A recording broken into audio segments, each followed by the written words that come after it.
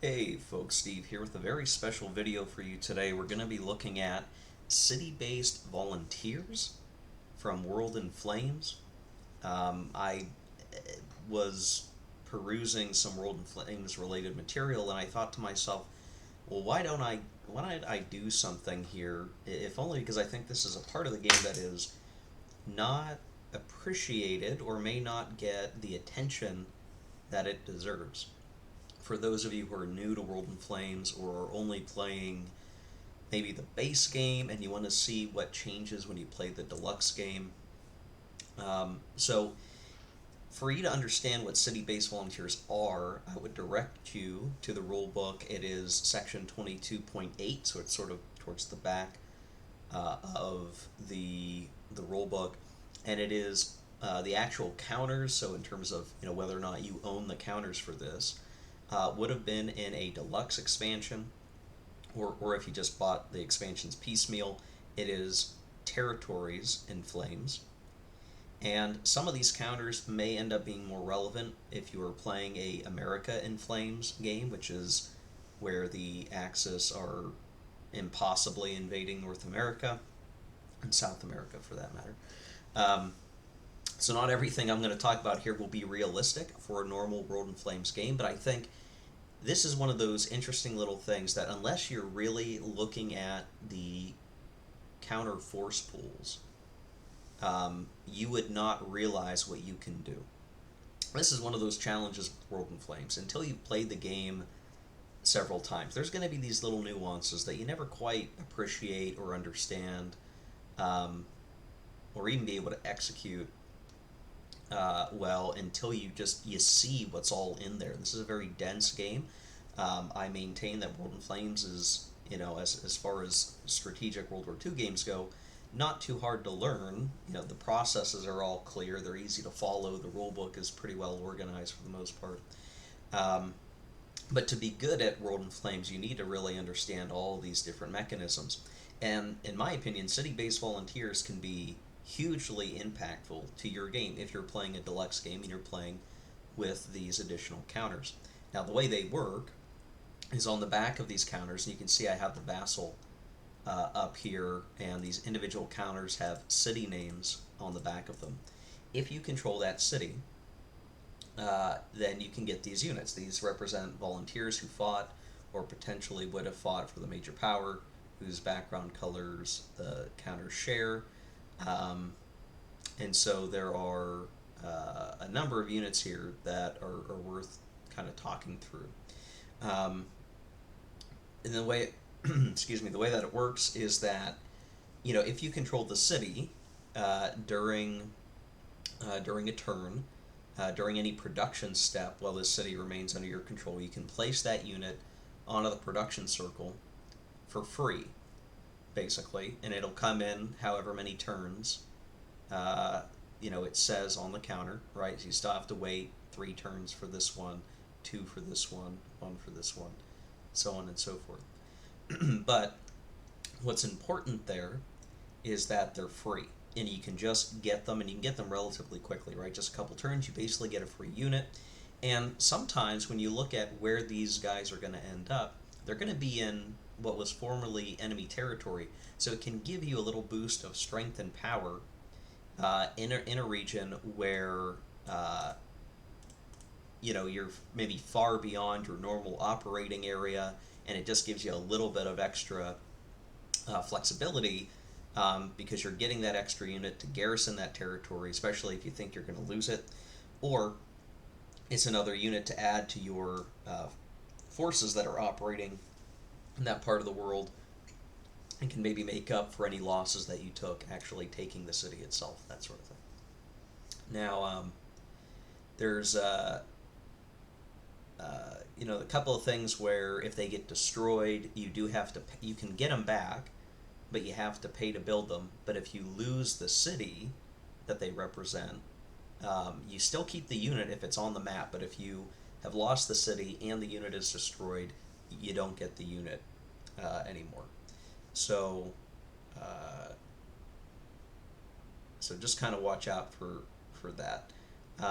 They are free only once. So just as an example, if we If we take Amsterdam as Germany, we can build the unit. If we lost Amsterdam and then we lost just this unit, and somehow we took Amsterdam back again, we could build the unit again, but it would not be free. It's only free that first time, so that's good. Um, so what I want to do is look a little deeper at these guys because I think it's like the rule is simple, right? Right? If you're a new player and you just read section 22.8, you would look at it and go, oh no, I get how this works. That's cool. That's neat. I'm fine with that. That's cool. Um, but to actually understand the game impact requires looking at the counters and understanding what a power can actually do with these units. Both, you should be looking at this for, let's say you're playing as the Allies. Oh, you didn't know that you had these units at your disposal. Well, that's good, but you also want to pay attention to what your enemy is going to be able to do as the Axis when they take certain areas and territories. So I'll start by talking through the Germans, and then we'll talk about the Italians, the Japanese, the French, the Commonwealth, the Chinese, the Americans, and the Soviets. And some of these, if you pay attention a lot to World War II history, some of these are going to make a lot of sense, and you're going to go, oh, of course, so that's what that represents. So first up, for the Germans, some of these are going to be a little unrealistic, like the Washington armor unit here. So this is the SS America unit. The Germans have to control Washington, so in a regular World in Flames game, you're probably not going to get this guy to show up. However, if you're playing American Flames, then it's more feasible. And this represents the Silver Legion, the fascists, the American fascists who I mean, gosh, they had big stadium events where they were combining basically the tenets of fascism with American exceptionalism and a bunch of stuff, and it's pretty awful. But you can very easily go find pictures of this stuff. It's pretty disgusting, like to look at in 2022, like that these people did this, but at this point, not surprising. So the Germans can team up with the American human garbage in America and have this unit, and it is a pretty strong unit, right? It's an 8.5, a fairly potent unit, and can help that drive in America in Flames. There's a Kiev unit here. So you can see it's a Ukrainian cavalry. This represents a general who defected to the Germans after being captured, is at least what the rulebook says. I'm not as super read up on this guy, but so there you go. Ukrainian cavalry. This would be in addition to any Ukrainian units that come onto the board if you're playing with the Ukraine optional rule. So that would be in addition, I believe. So unless there's I guess I could go look and see if there's an equal unit here, but I don't think that will have been the case. There's a couple of units out here that are Cav, but I think this is a distinct unit that is in addition to Ukraine if you decide to open up Ukraine as a minor country. So that, just a useful thing, if you're fighting on the East Front, every unit counts, and so I think it makes sense to know that you can get this extra Cav. It's not the most powerful unit in the world, but, why not, right? We have an Amsterdam garrison, so this is your SS Holland unit. I see this probably being most useful just to garrison the Netherlands, so you don't have partisan issues. It's a slow-moving garrison unit, so it can kind of help police some of that territory that the Axis takes in northwestern Europe. You have a garrison for Riga, which the Lederland SS unit, again, probably good for anti-partisan duty. This just, the more garrisons to kind of help, right? Basically, the Axis, the fascists, finding folks that are agreeable to their geopolitical tenets, and these guys are enforcing Axis control in that country. You could move it around, but again, it's a garrison. It doesn't move very fast. You might want to move it by rail somewhere to help with other partisan duty, but considering Riga is part of this territory here, I'd have to go look at whether or not these guys are on the partisan table. Let's see, partisan table.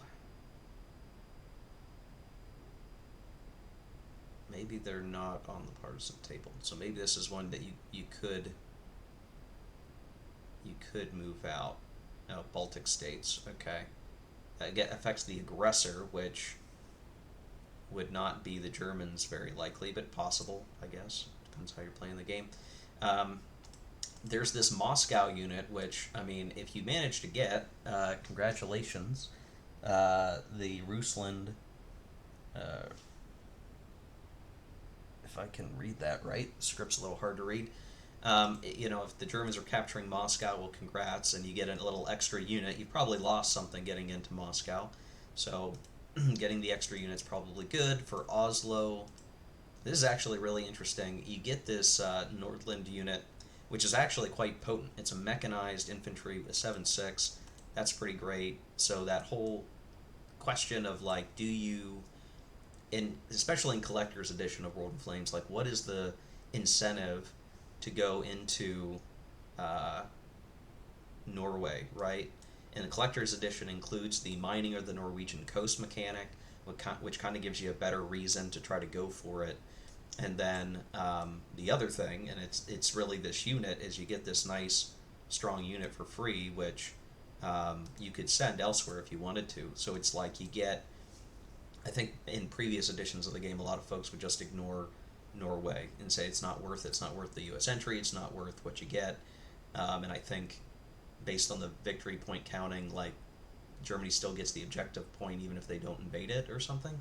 I have to do the hex count to make sure of that. Well, here's part of the reason, right? You can probably easily take Oslo, and then you get a much better unit out of it by supporting these guys who are, willing to support the Nazis. There's a Paris one, which you're probably going to get out of the invasion of France. So this will just kind of, you may want to use this to help garrison the Paris region. Vienna, you're going to be able to get almost immediately, and I can't remember if it expects you to have this set up at game start or not. So, you do control Vienna, unless you're playing Days of Decision. You do control Vienna at the beginning of the game as Germany. So this is one of those maybe noob things like you could really miss if you're playing Deluxe and you don't realize this unit is there. Hey guy, you get a free Vienna militia. It's not the strongest unit, but still nice to have. You can use this a variety of different ways. There's a Minsk unit, again, good stuff to kind of pull in as you're operating for taking control of the Eastern Europe regions. So, I think if you're looking at Minsk, you're, probably on your way to Smolensk. You get a little extra unit here to kind of watch.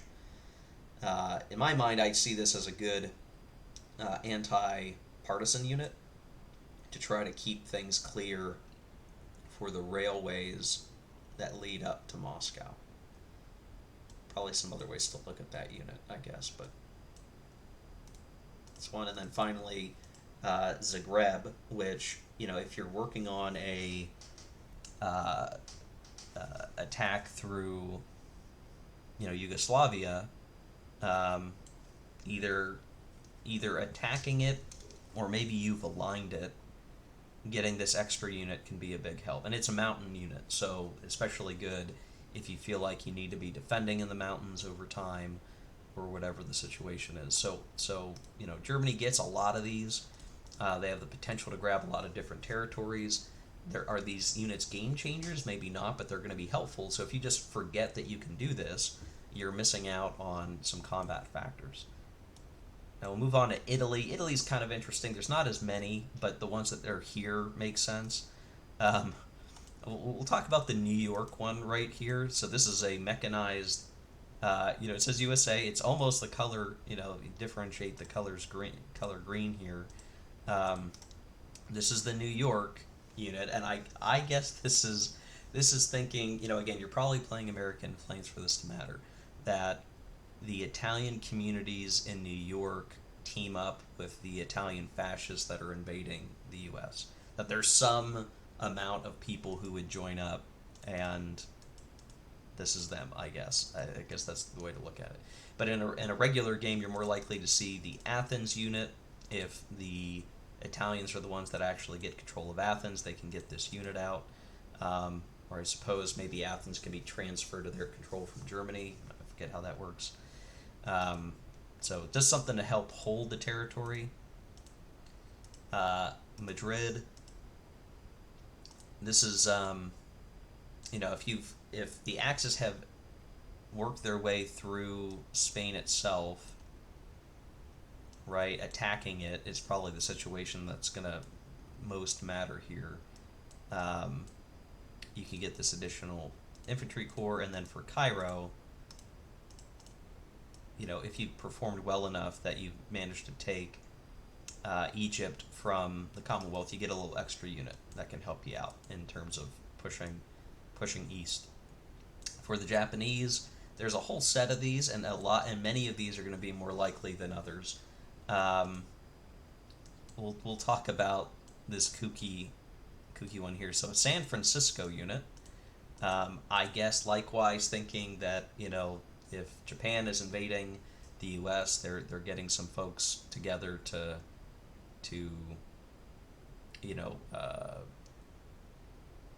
defect, I guess, and it's a mechanized unit.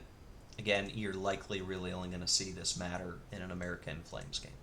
Otherwise, the rest of these, right, if you read through, these are going to be areas that could very well possibly take place in a normal whiff game. So Manila is actually almost very likely going to happen. You get this little garrison, so don't forget about this guy, right? You don't want to use a really good a strong infantry division, or I'm sorry, corps of Japan trying to garrison the Philippines when you get this little garrison that can just help cover your bases a little bit. Singapore, this unit's actually a pretty good corps for just being an infantry you get for free, so this guy can hold Singapore for you. Batavia, when you're in the Dutch East Indies, you get a garrison, so don't forget about that because you're very likely going to take the NEI. If you manage to take Changsha in China, you get this militia. If you take Vladivostok, you get this Siberian militia, which can help you hold Vladivostok. If you get into Saigon, which is pretty likely, you're going to be able to get this unit as well. So just helping to hold the territory that you gain, which I think helps balance the fact that you can get a hold of a lot of territory, but the counter pull is only so big. Do you really want to send off a div or a corps to hold something? Well, with these city-based volunteers, you get a little bit of relief with that.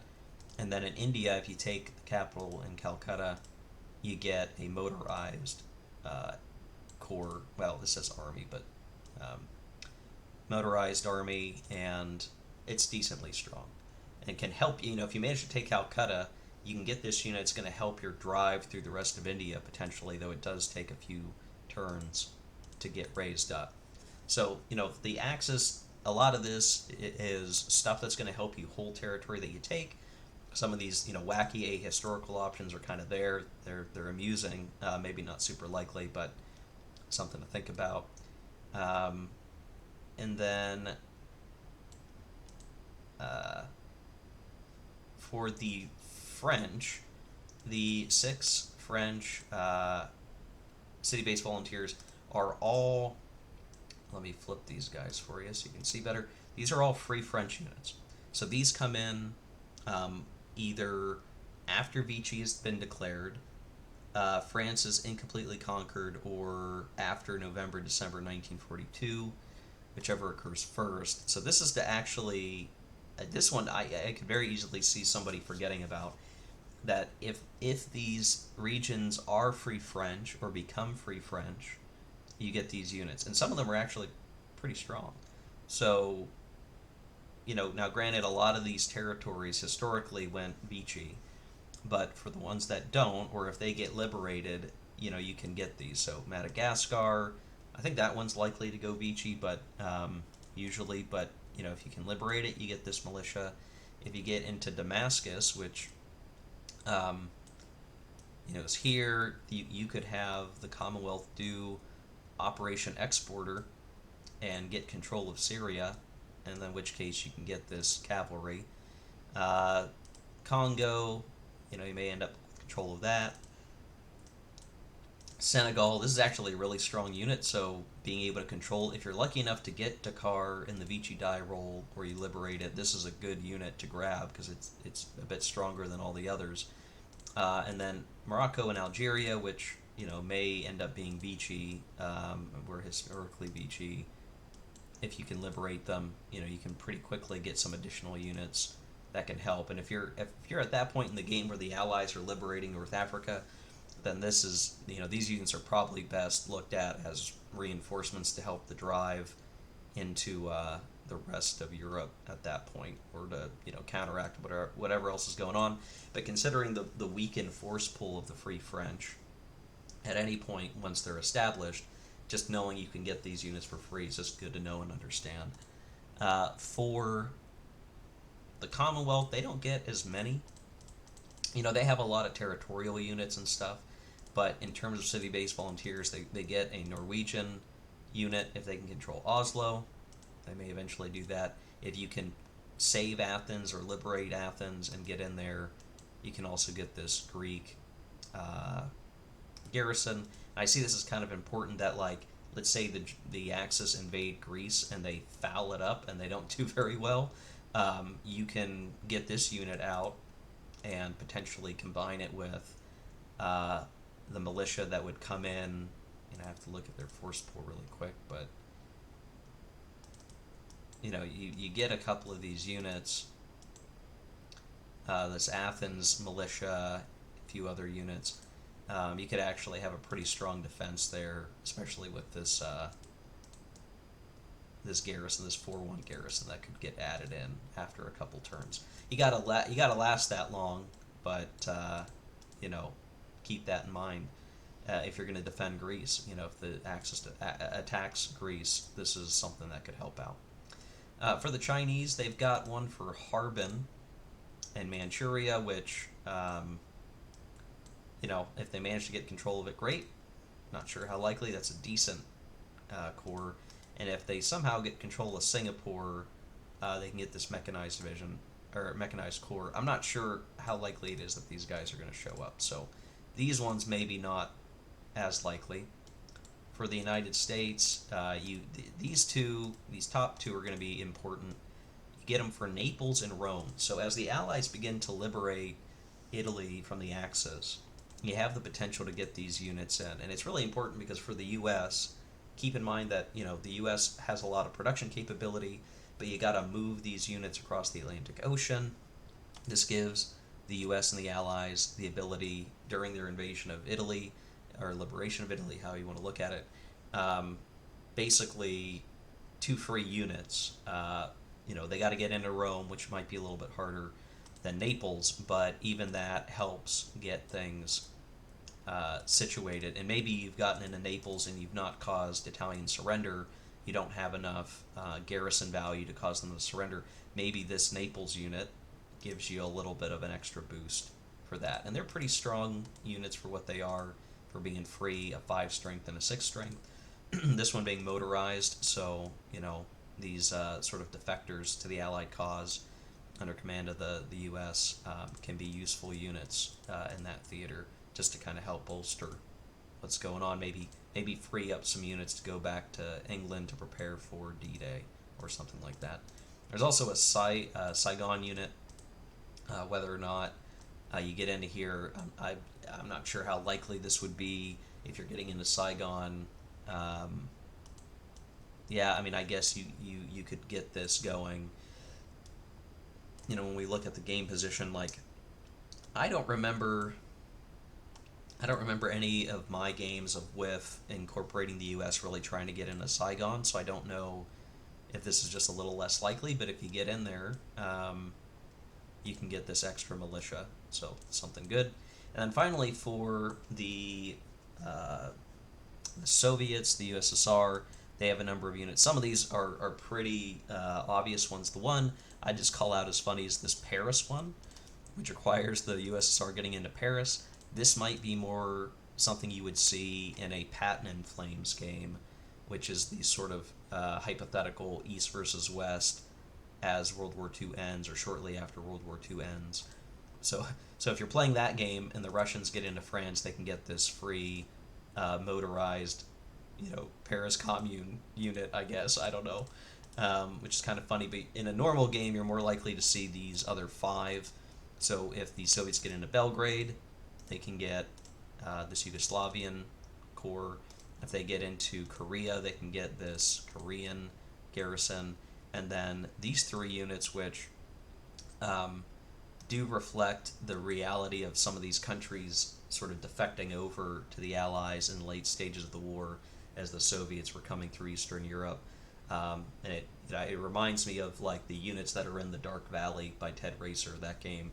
There are some units that can join the Soviets, when Romania surrenders and Bulgaria surrenders. Same with Poland, special units that you get. This is basically the equivalent. So if the Soviets get into Sofia, they can get this Bulgarian militia. If they get into Bucharest, they're going to get the Romanian infantry corps, and then if they get into Warsaw, they'll get the Polish unit. So maybe in the late game, if you're still playing that long without giving up, and the Soviets are taking this territory, don't forget about these bonus infantry. You may be losing a lot of units trying to smash through the German lines. These guys can help. Okay, guys. Well, that's all I wanted to show. The main thing is, I think city-based volunteers are something that goes underneath a lot of folks' radar. There's sort of the acceptance that these units exist and that you can use them. You might even look at them in your force pool, but remembering that they're there when it's important and knowing to have them as an objective, right? Get into Oslo, get this powerful mech unit is something not to be underestimated, and gives you a little bit of a driver or a little bit of relief that if you're the Japanese player and you're going to invade India, you're going to get a little bit of relief if you can get into Calcutta and get some extra units. And I think that adds a little bit more flavor to the game. It adds a little bit more push and pull in terms of what you're trying to achieve in World in Flames. It helps, I think, adds a little bit more fidelity to the game experience. Part of why I love World in Flames. I think it does a lot of things very well. You just have to dig a little bit underneath the surface and see how the rules combine with the game components to do some pretty cool stuff. So hope this is useful to you guys, especially if you're new to World in Flames. You're deciding whether or not to play Classic versus Deluxe. I'm a Deluxe guy usually, so for me this is just part of the game. But maybe this will be something new you want to give a try to and see the fun of these extra units coming onto the board. Let me know what you think down in the comment section below. Otherwise, I hope you have a good day. Thanks for watching. Take care. Keep on gaming.